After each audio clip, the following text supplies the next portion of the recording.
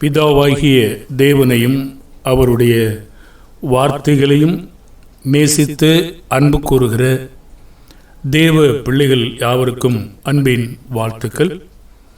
உங்கள் சகோதரன். பிரியமானவர்களே, நாம் 528வது பாடத்திலே மனிதனுடைய நீதியும் தேவனுடைய நீதியும் நம்முடைய நீதியை நிலைநாட்டும் பொழுது நாம் கெட்டுப்போகிறோம். தேவ நீதியில் வாழ்கிற நாம் ஒரு நாளில் மனிதனுடைய நீதிக்கு செவி கொடுக்கிற பொழுது நம்முடைய காரியங்களை இழந்து போகிறோம். உண்மை நிலையை எப்படி கண்டுபிடிப்பது என்று சொல்லி நாம் கடந்த பாடத்திலே ரோமர் 9ஆம் அதிகாரம் 4-6 வரைக்கும் நாம் படித்தோம். அதற்கு உதாரணமாக லேவியராகமம் 10ஆம் அதிகாரம் 1-2 ஆரோனின் குமாரர்கள் தேவனுக்கு பயந்து சேவை செய்பவர்களாய் இருந்த போதும் அவர்களிடத்தில் இருந்த கெட்டுப்போகத்தக்க தன்நீதி, சுயநீதி என்ன, அதனுடைய விளைவு என்ன, எதை விசுவாசிக்க தவறிவிட்டார்கள் என்பதை அந்த பாடத்திலே நாம் பார்த்தோம். பாருங்கள், அவர் தேவனுக்காக பணியாற்றவும் அவருடைய வாயிலே வேதத்தை தேடுவார்கள். அவர்கள் தேவனுக்காக நிற்கிற தூதர்கள். அப்படிப்பட்டவர்கள் அவர்கள் சுய நீதியை, சொந்த காரியங்களை பின்பற்றுகிற பொழுது, தேவன் கட்டளையிடாததை பின்பற்றின பொழுது அவர்கள் அங்கே சாகடிக்கப்பட்டார்கள். சவுல் ராஜா தன் நீதியில் எப்படி நடந்து கொண்டான், எப்படி கெட்டுப்போனார் என்பதை பார்த்தோம். 1 ராஜாக்கள் 13ஆம் அதிகாரம் 6-10 தன்னீதியில் கெட்டுப்போன ஒரு கர்த்தருடைய மனுஷன். முதல் பாகத்தில் அந்த தேவனுடைய மனுஷன் அருமையாக நடந்து கொண்டிருந்தான். ஆனால் பிறகு அவன் தன்னுடைய உறுதித்தன்மையிலிருந்து விலகும் பொழுது அங்கே தேவனானவர் அவனை அடிக்க திட்டமிட்டார். ஆகையினால் இந்த மனுஷன் இதற்கு முன்பு வரை தேவனுடைய நீதியில் நடந்தவன், தன் நீதிக்கு அவன் திரும்ப எப்படி ஏமாற்றப்பட்டான் என்பதை பார்க்கிற பொழுது அவன் மரித்து போனான். அன்பான தேவனுடைய பிள்ளைகளே, நாம் தேவனுடைய நீதியில் நடந்து கொண்டிருக்கிற பொழுது சாத்தானானவன் நம்மை வஞ்சிக்கும்படியாக பல்வேறு விதமான தந்திரமான முறைகளை கையாளுவான்.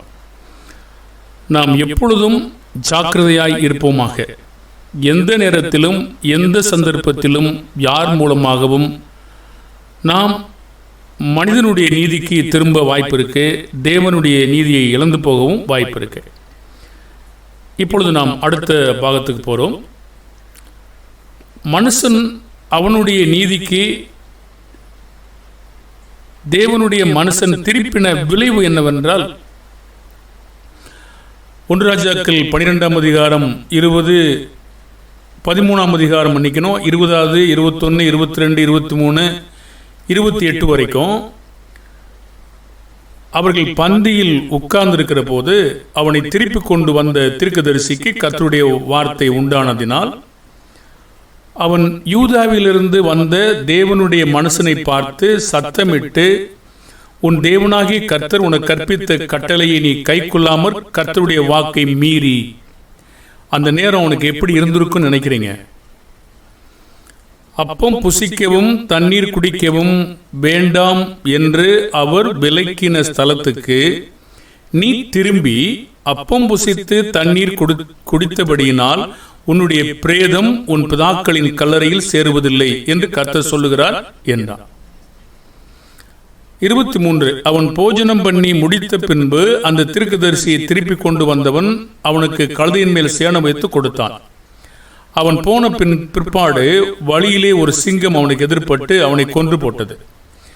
அவன் பிரேதம் வழியிலே கிடந்தது, கழுதை அதன் அண்டையில் நின்றது, சிங்கமும் பிரேதத்தண்டையில் நின்றது. அந்த வழியாய் கடந்து வருகிற மனுஷர் வழியிலே கிடக்கிற பிரேதத்தையும் பிரேதத்தண்டையில் நிற்கிற சிங்கத்தையும் கண்டு கிழவனான தீர்க்கதரிசி குடியிருந்த பட்டணத்தில் வந்து சொன்னார்கள். அவனை வழியிலிருந்து திரும்ப பண்ணின தீர்க்கதரிசி அதை கேட்ட பொழுது அவன் கர்த்தருடைய வாக்கை மீறின தேவனுடைய மனுஷன்தான். பாருங்க என்ன சொல்றான், கர்த்தருடைய வாக்கை மீறின தேவனுடைய மனுஷன்தான். அப்ப இவனுக்கு எங்கே போனது அந்த அறிவு? இந்த தீர்க்கதரிசிக்கு கர்த்தர் சொன்னதை விட அவன் சொன்னதை அவன் கேட்டுக்கொண்டான். நானும் உன்னை போல ஒரு தீர்க்கதரிசி தான் என்று சொன்னான். இன்றைக்கும் கூட நாம் முன்பே பேசிவிட்டோம். இன்றைக்கு கூட இப்படிதான் ஏமாற்றப்படுகிறோம். பாருங்கள், தோற்றத்திலே அப்படி இருக்கலாம், ஆனால் இந்த காட்சிகள் அவ்வப்போது எப்படி இருக்கும்? மனிதர்கள் நம்ம எப்படியும் ஏமாற்றுவார்கள். தேவன் நமக்கு என்ன சொல்லியிருக்கிறாரோ அதை மட்டுமே கவனிக்க வேண்டும். கர்த்தர் என்ன சொன்னார் என்பதை நாம் கவனிக்கணும். தேவனுடைய மனுஷர்களாகவும் இருக்கலாம், அவர்கள் ஏமாற்றவும் படலாம், வஞ்சிக்கவும் படலாம். இயேசு தேவனுடைய நீதியில் நடந்து கொண்டிருந்தார். பேதுரு பலியாக சாத்தான் வேலை செய்தான். ஆகையினால் நாம் எப்பொழுதும் திருப்பப்படுவோம். அனனியா சப்பிரால் தேவனுக்காகத்தான் அருமையாய் வேலை செய்தார்கள். ஆனால் ஒரு சடன்லியாக ஒரு சந்தர்ப்பத்திலே மாற்றப்பட்டார்கள். மனிதனுடைய இருதயத்தை எப்பொழுதும் எதுவும் நடக்கும். ஆகையினால் நாம் மிக மிக ஜாக்கிரதையாகவும் விழிப்பாகவும் அவருக்கு பிரியமான வழியை கண்டுகொள்ள நமக்கு அதிக ஞானம் நமக்கு வேண்டும். அவர் நமக்கு உதவி செய்யணும். இல்லை என்றால் நாம் நம்முடைய காரியத்திலே நாம் கெட்டுவிடுவோம். இன்று இதுபோல நீதிக்கு எந்த கருத்தில் திரும்பி ஏமாற்றப்படுகிறான்னு சொன்னால், நீதிமொழிகள் 18ஆம் அதிகாரம் 1வது வசனம், பிரிந்து போகிறவன் தன் இச்சையின்படி செய்ய பார்க்கிறான், எல்லா ஞானத்திலும் தலையிட்டுக் கொள்கிறான். இது போன்ற அருமையான வேலைகள், அருமையான ஆத்துமாக்கள் சில நேரங்களிலே அருமையாய் ஓடிக்கொண்டிருக்கிற பொழுது இந்த விதமான எண்ணங்கள் சாத்தான் விதைத்து விடுகிறான். தேவனுக்கு அல்லது கிறிஸ்துவுக்கு விரோதமாய் எழும்புகிற இந்த எண்ணங்களை நாம் சிறைப்பிடிக்கணும். அப்படி பிடிக்காத பட்சத்திலே நம்முடைய தன் இச்சையின்படி நாம் செய்ய பார்க்கிறோம். எல்லா ஞானத்திலும், அதாவது நமக்கு அடாத சில காரியங்களை தலையிட்டு நாம் வேலை செய்கிறோம். 1 யோவான் 2ஆம் அதிகாரம் 19ஆம் வசனத்திலே அப்படிப்பட்ட நீதியிலே நாம் நடக்கிற பொழுது, நாம் நீதியாய் நடந்து கொண்டு வருகிற காலங்களில் இப்படிப்பட்ட சோதனை நமக்கு வருவதற்கு அதிகமான காரியங்கள் நம்மை தாக்குகின்றன. அவர்கள் அப்பொழுது நாம் தேவனுக்கு பிரியமான பிள்ளைகளாய் வாழாவிட்டால் நாம் பிரிந்து போகக்கூடிய சூழ்நிலை நமக்கு வரலாம். சாத்தான் பிரித்து விடுவான். 1 யோவான் 2ஆம் அதிகாரம் 19ஆம் வசனத்திலே, அவர்கள் நம்மை விட்டு பிரிந்து போனார்கள், ஆகிலும் அவர்கள் நம்முடையவர்களாய் இருக்கவில்லை.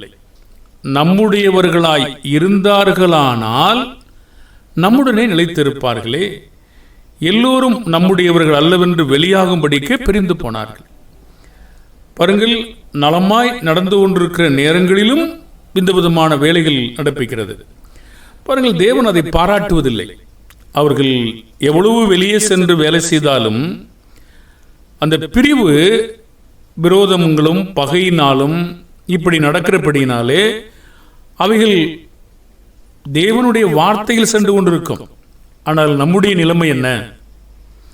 ரோமர் 16:17, அன்றியும் சகோதரரே, நீங்கள் கற்றுக்கொண்ட உபதேசத்திற்கு விரோதமாய் பிரிவினைகளையும் இடர்களையும் உண்டாக்குறவர்களை குறித்து எச்சரிக்கையாயிருந்து அவர்களை விட்டு விலக வேண்டும் என்று உங்களுக்கு புத்தி சொல்கிறேன். அப்ப இப்படிப்பட்ட மக்களை நாம் பார்க்கிற பொழுது அவங்களால் நாம் கெட்டு போய் விடாதபடி அவர்களை நாம் எச்சரிக்கையா இருக்கணும். சில இடங்களில் குறித்து கொள்ளும்படி சொல்றாரு, சில இடங்களில் நம்ம எச்சரிக்கையா இருந்து அவங்களை விட்டு நாம் என்ன செய்யணும்? விலகிடணும். விலகலின்னா ஒரு பிரிவினையாயிடும். ஒரு விதமான காரியங்கள் இருக்கிற காரியங்கள் புளித்து போகும். பிசைந்த மாவனைத்தையும் உப்பு பண்ணும். கலாத்திலையும் சரி, 1 கொரிந்தியர் 5ஆம் அதிகாரத்திலும் சரி, பிறகு அது பிசைந்த மாவனைத்தையும் அது உப்பு பண்ணிவிடும்.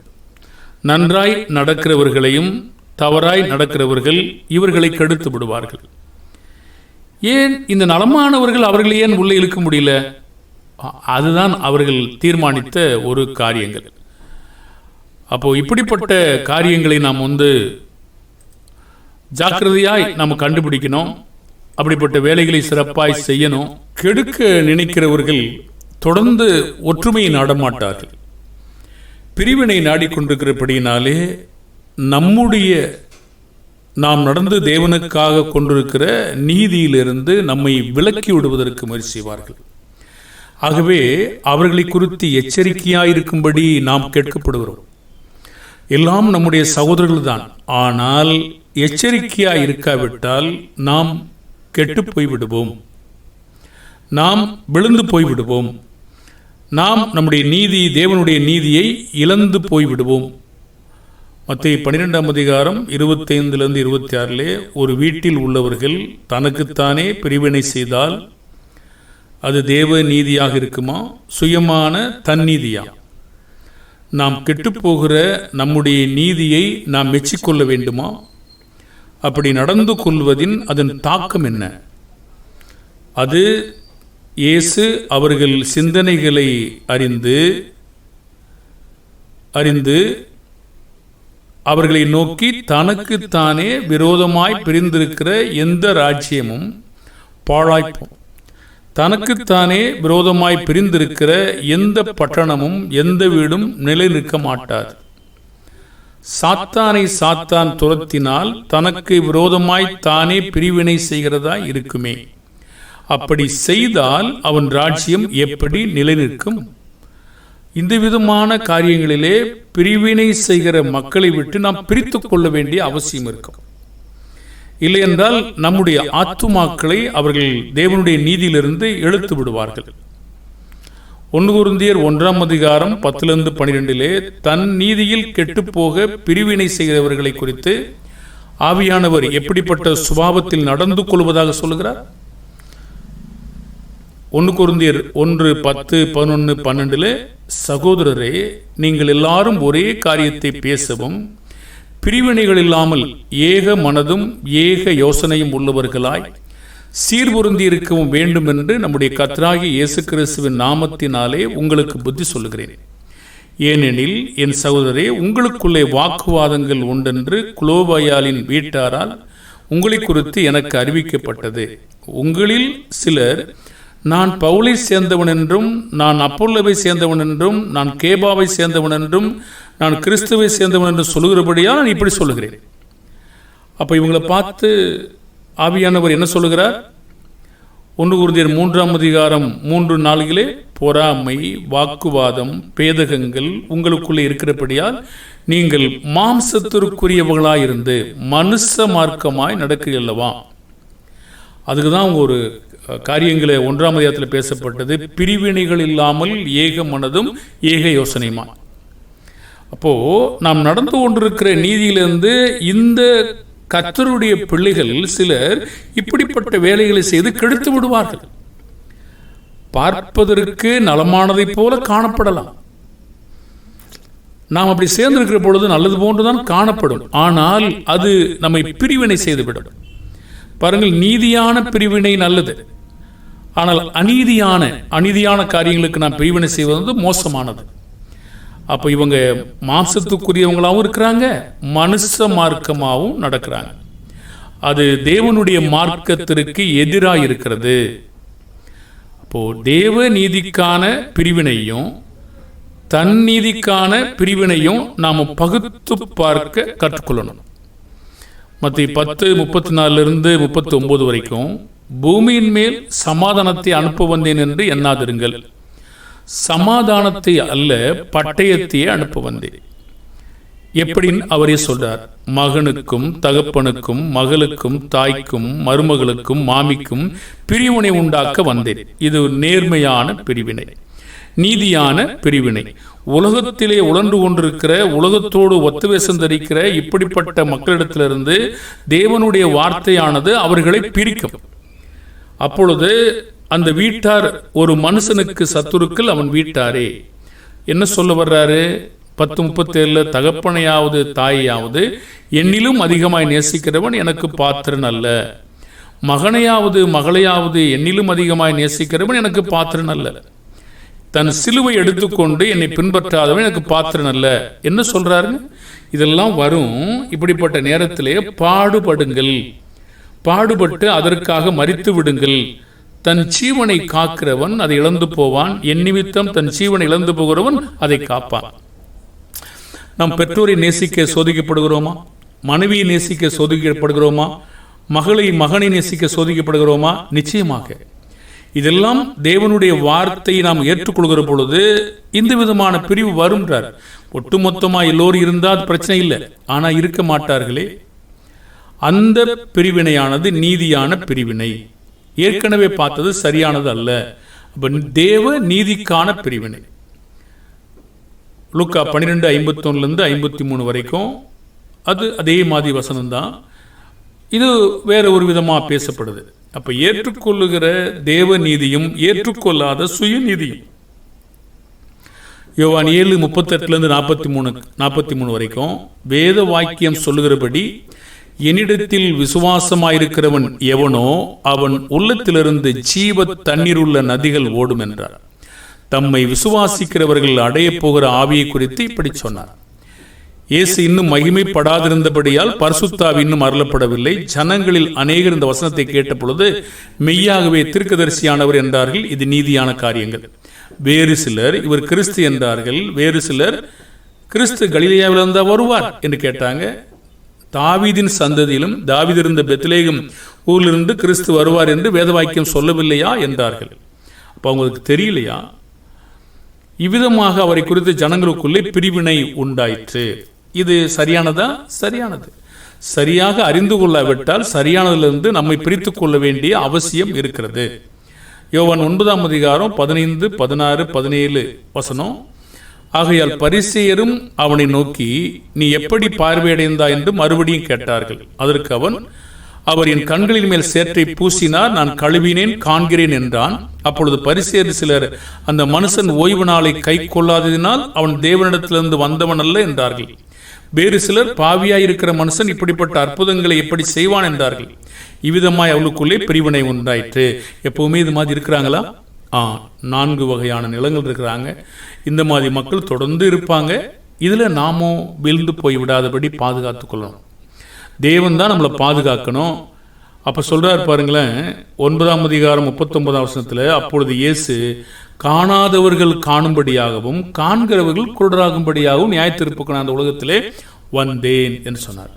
இப்ப யாரு காண்றாங்க பாருங்க. தோற்றத்தில் இப்ப நீங்க பார்த்தீங்கன்னா ஒரு பார்வையற்ற ஒரு மனிதன், இயேசுவினால் சுகமாக்கப்பட்ட மனிதன், இயேசுவை ஒரு தீர்க்கதரிசி என்றும் தேவனிடத்திலிருந்து அனுப்பப்பட்டவர் என்றும் அவர் காண்கிறார்.